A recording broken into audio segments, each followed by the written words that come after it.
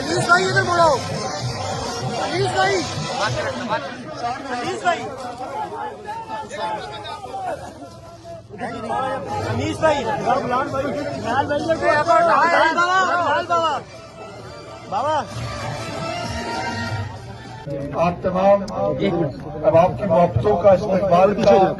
शुक्रिया। मैं आज ये देखकर यकीनन मुझे इंतहाई खुशी भी है कि वो जज्बात जो कि कहीं ना कहीं मैं ये समझ रहा था कि पिछले अरसे में हुकूमत में मदम पड़ चुके थे, आज अल्लाह का फजल करम है कि पूरी रियासत के अंदर पाकिस्तान पीपल्स पार्टी का वर्कर